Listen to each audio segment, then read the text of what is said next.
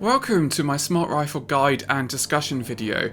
I've got over 100 hours playing with the Smart Rifle. I've done almost 9 promotions with the Engineer purely with the Smart Rifle. So we're going to look over why I use the Executioner Overclock, the builds I take, the different upgrades and why I've selected those. We're going to have a look at what the gun is good at, what the gun isn't good at, and how to manage those issues so that you can really achieve the most that you can. This video is focusing entirely on the Executioner Overclock. We're going to be relying on our secondaries like a breach cutter and our turrets to take down the hordes, and we're using the Executioner's quicker lock-on system and extra damage so that we can take out those bigger threats like menaces, acid spitters as quickly as possible. As I went through my Smart Rifle journey, I also kept in contact with the community, posting and getting their ideas and opinions, good and bad, about the Smart Rifle as I progressed through on this journey, and I'll try to culminate a lot of the different opinions and thoughts that people have had into this video as well.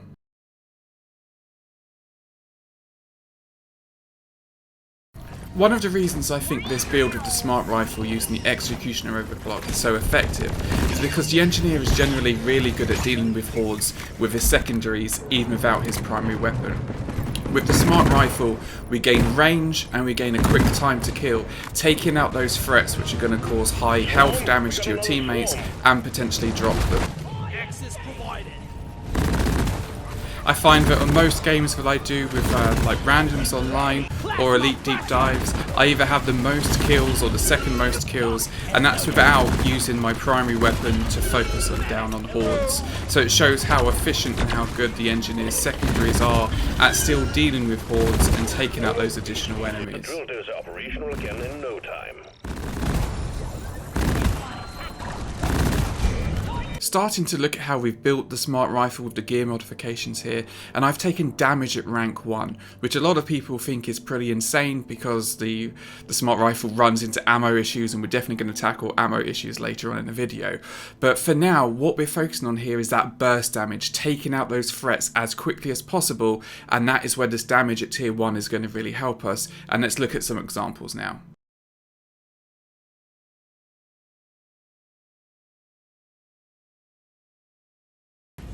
So this was just a quick Hazard 5 solo, and this is with tier 1 damage.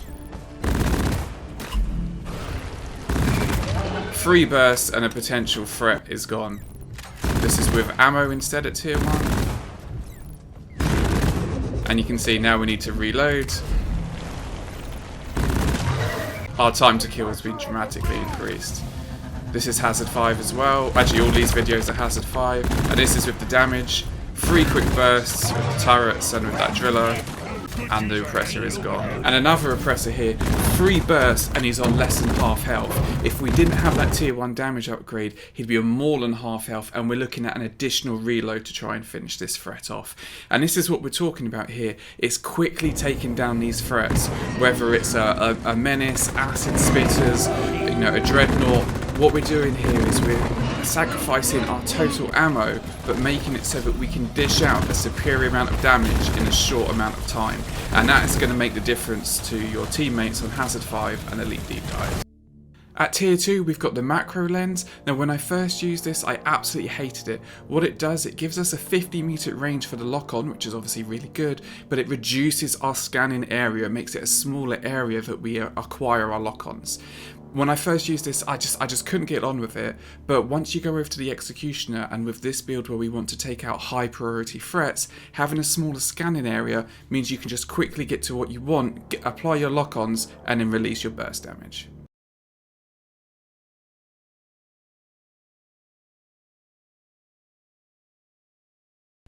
The Engineer traditionally suffers from a lack of long-range weaponry with the Stubby and the Warthog, but the Smart Rifle just completely removes those issues. Of course it gains the issues of having to get lock-ons at close range, and we'll look at that shortly.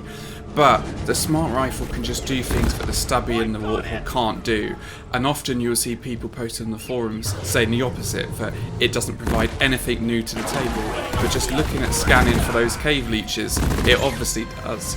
And the same here as well, being able to quickly take these weathers down, with speed and efficiency whilst jumping around and kiting, that is something that the Stubby and the Warthog are going to struggle with.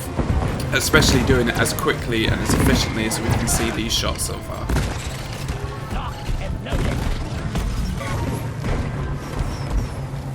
And especially here we can see this is what we're talking about, quickly taking down threats, quickly taking down acid spitters. We're talking about saving health and potentially saving runs of stopping for fellow teammates to drop in here.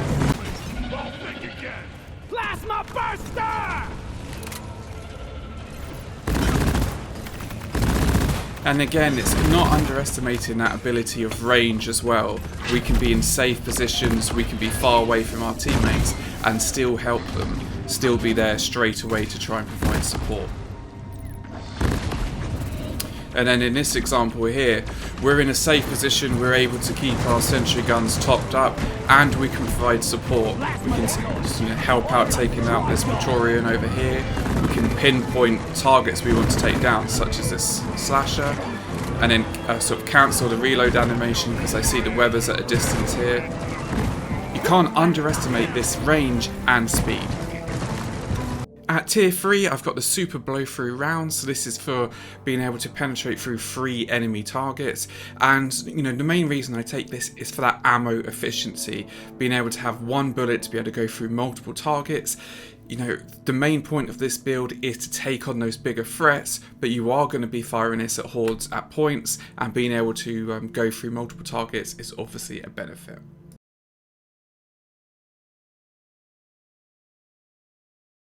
We can see here I go for a risky revive and it doesn't pay off. I then retreat into this tunnel, and this isn't even really the best video to show for the super blow through, but I think it's a good example of the fact that you are going to have points where you're going to have to rely on that smart rifle. You obviously can't just avoid not firing at grunts or at swarms, and I always run the repellent platforms, and I think this just makes sense. You retreat into this kind of tunnel, obviously with the breach cutter or the plasma grenades, but even going over to the to the smart rifle, these bullets are going to penetrate through to the other targets behind, and you're just maximising that ammo for the damage that you can do, especially up against swords. And then the same here with this repellent. Again, not exactly a huge choke point, but where I've put these platforms, we're just making sure that those bullets are going through. And then this is the example from earlier. So you can see this is 3 grunts, and it is literally just 2 ammo that I spend. As with the blow through, it just goes through. Worth mentioning is electrical chemical rounds at tier 3. This is plus 20% extra damage for ignited and electrified targets. And we can see this Praetorian just takes 2 bursts rather than 3 earlier on. Obviously Bosco is firing as well, but for that plus 20% extra damage, helping us with that burst takedown. Now this is obviously good against Praetorians, maybe a menace that you can electrify. I use high voltage crossover, but I find the super blow through is far more consistent, especially when oppressors don't get electrified, dreadnoughts don't get electrified. You might be relying on teammates to provide ignite. I just find the pierce is always going to be better. Finishing off our upgrades with tier 4 and tier 5 here.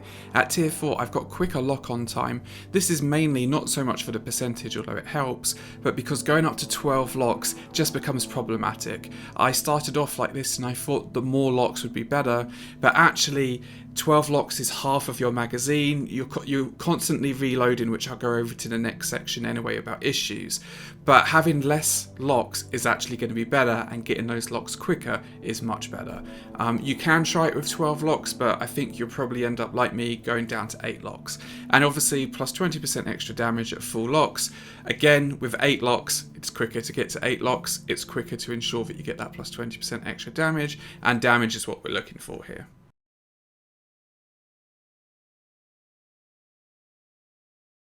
There is a lot of hate for the smart rifle on the forums, some justified, some not justified. Ammo definitely is one of those things that you have to manage it with the smart rifle. I guess the developer's thought process is you're never going to miss a shot because it auto aims, so you have no ammo. And in some ways that's true, and in some ways it's not true, as I go over in literally just a few seconds in a minute. But it's literally, you're going to have points where you have to, like exactly in this section here, I'm not firing. I'm basically conserving my ammo. I see a slasher that can go down, a bit of a choice target, and I'm literally just conserving my ammo here because I'm taking down the big threats like this grabber that comes along. I'm waiting for the Praetorian, I'm waiting for something like that to come along. And again, another issue is that close range combat, and that's one of the reasons why I've got high voltage crossover on the breach cutter. You could take stun, but I like to have the armor shred in as well. And yeah, you're going to get points like this where it's just hard to deal with when you get a swarm coming up towards you. That's why you've got the breach cutter, you've got the plasma grenades, and you've got dash as well.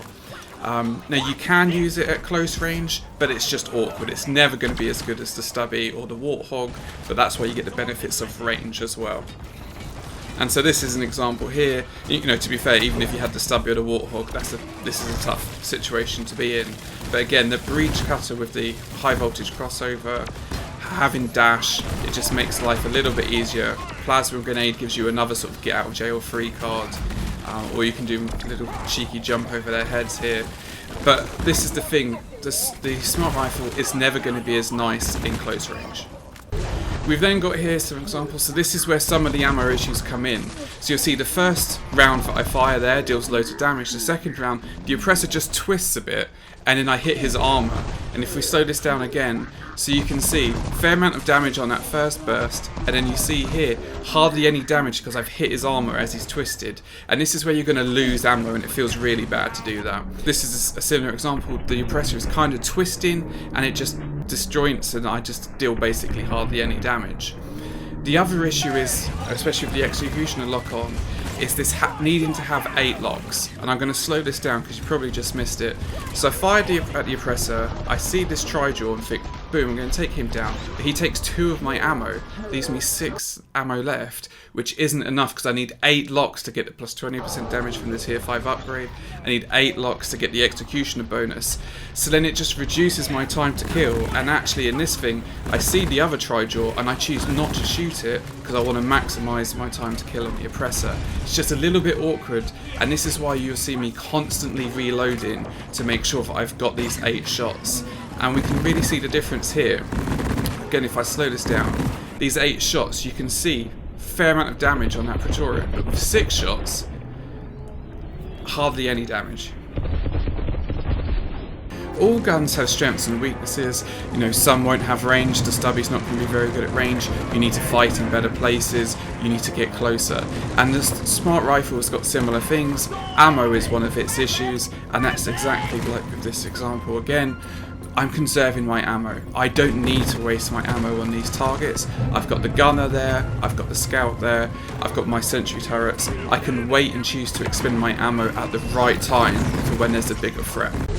Now, is it fun not to sit there and fire? That's down to you to decide whether you are happier taking out bigger threats and feeling like you're doing more for the group, as opposed to being able to constantly fire at everything that moves. And again, like these examples of losing ammo when a target moves, this is early on in my playing time with the smart rifle. Now I always wait with the oppressor and choose the right time to unload those locks. You don't need to unload them as soon as you've got them there. And again, with super blow-through rounds, this is about conserving ammo. This is going to make your ammo last a little bit longer, and that's one of the reasons I use super blow-through rather than that plus 20 damage of the electrical chemical rounds.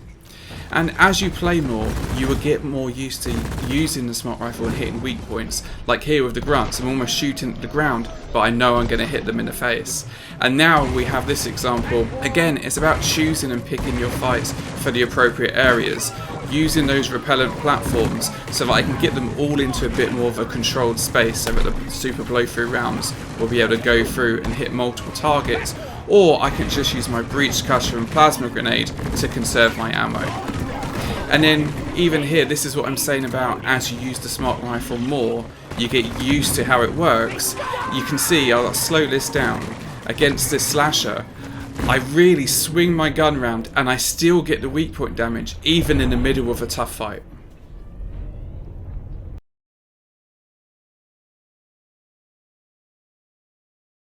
For me, I think the Smart Rifle is just such a unique and interesting gun, and it can do things that the Stubby and the Warthog can't do.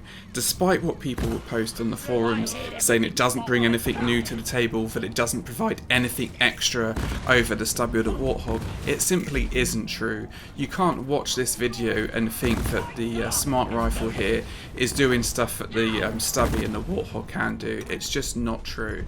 And, you know, being able to, like this example, fire from safe positions to take out threats. Yes, it does have its weaknesses with the close range encounters, but guns have weaknesses. If the Smart Rifle was amazing at close range as well, then there would be no point of using the other guns. These guns have to have weaknesses and strengths. And just here, being able to shoot in the dark, shooting targets that you wouldn't be able to see. And especially in this situation here, you know, I'm being able to take down choice targets.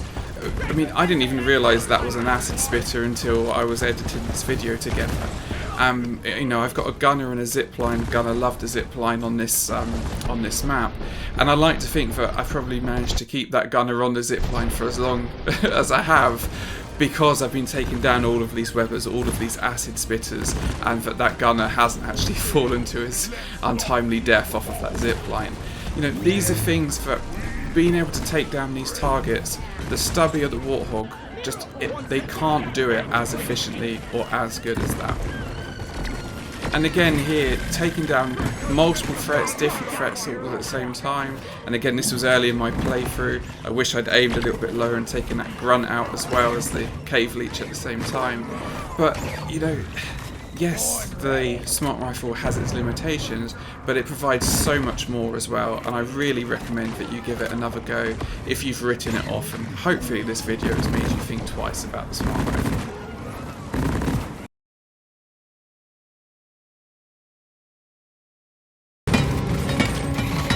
The swarm is upon you.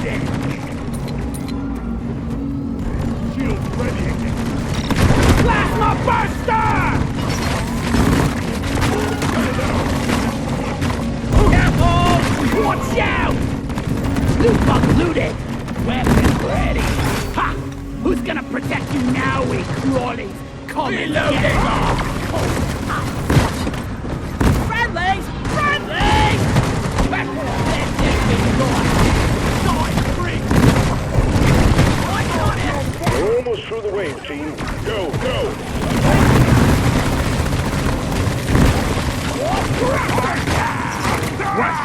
Round here. Kill boosting off.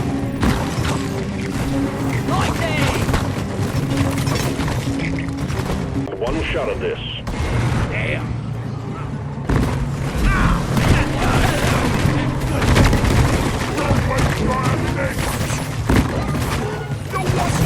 Hit it!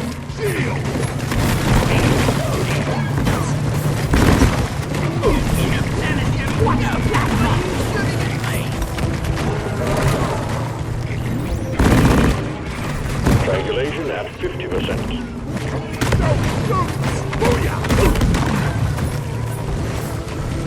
Plasma buster! Boom, baby! Shield charged and ready. I was torn, baby. Stop shooting me! Watch out! I'm not the enemy! Triangulation at 75%. Almost there.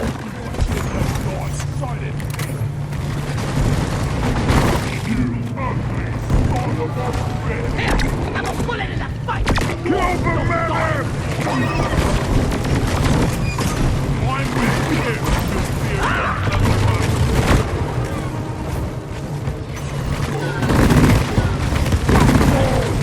We got the menace!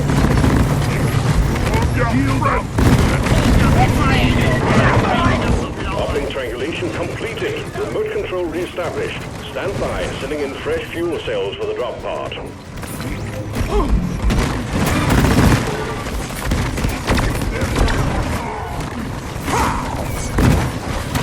Come and get me! More ready!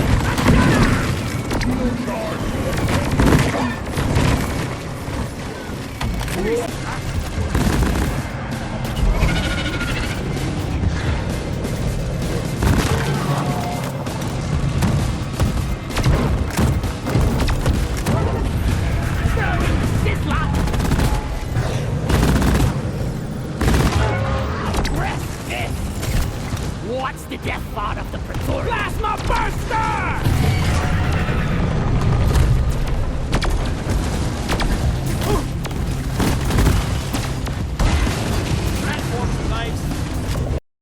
I just thought I'd weigh in on the great ammo debate as well. As of this recording, it's 2021, the end of 2021, and the gun has not had any ammo boost to it since it released. And I think it does need probably between 24 and 48 extra ammo. I'm leaning towards 36. That's an extra 18 per resupply. Over an elite deep dive, that's probably one less resupply. I do find quite often I want to take 2 resupplies just to get the smart rifle up to full ammo. I think it needs more ammo. It can be used with the current amount of ammo. I mean, I've used it for 9 promotions. I really love it. But I think to make it a bit more casual friendly, it definitely needs some more ammo.